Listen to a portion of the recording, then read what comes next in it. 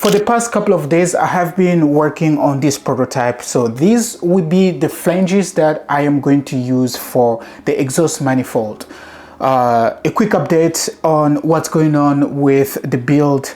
I got the turbo, I finished the head. If you missed the video, go watch the video. I assembled the head, and the next is to work on the block, the bottom block.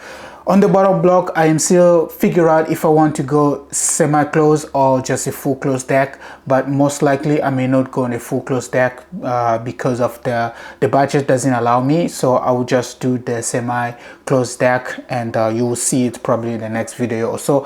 But this one is going to be a very quick video, probably just going to be like 2 or 5 minutes or so. But what I wanted to show you is that this flange, this actually is now my final prototype that I 3D printed. So I went and got this 3D printer so that I can do this work. And one important feature about this one is that while I have this, because this one has a little bit of a notch, I don't know if you call it a notch or whatever, but if you know about the OEM turbocharger, the way that manifold is, it has like a little bit of an entrance that goes into the hole, and we want to make sure that this flange also has that. So I have been working for the past couple of days, just figure out the best way to do it, and I finally got it working, or meaning I finally got the proper measurement.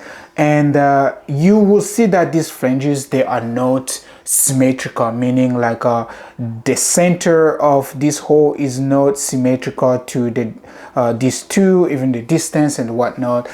You will see yourself. But the most important part is the gasket. So this one is the gasket for the turbo manifold. This specific gasket goes into the exhaust side, and it sits perfectly into that little flange on the turbo manifold for the turbo.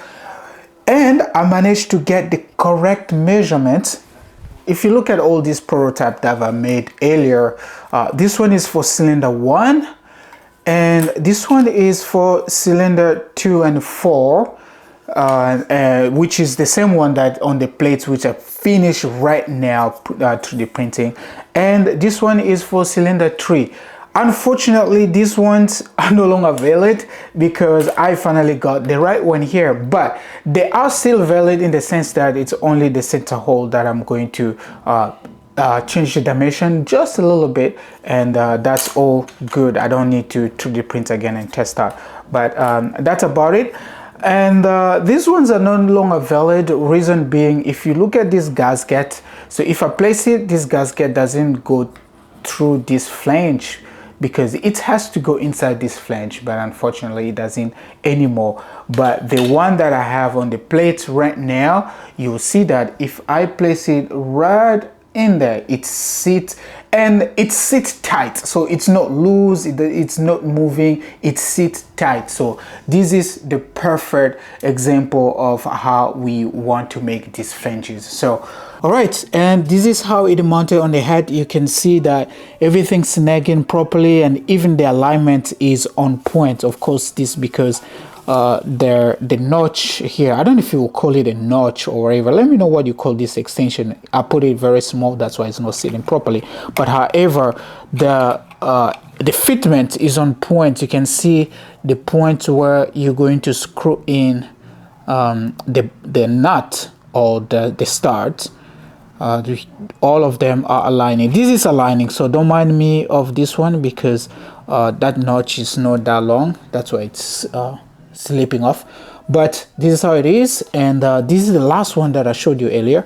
And if I take this out, you can see the gasket just fall, and you can see this gasket goes right over here.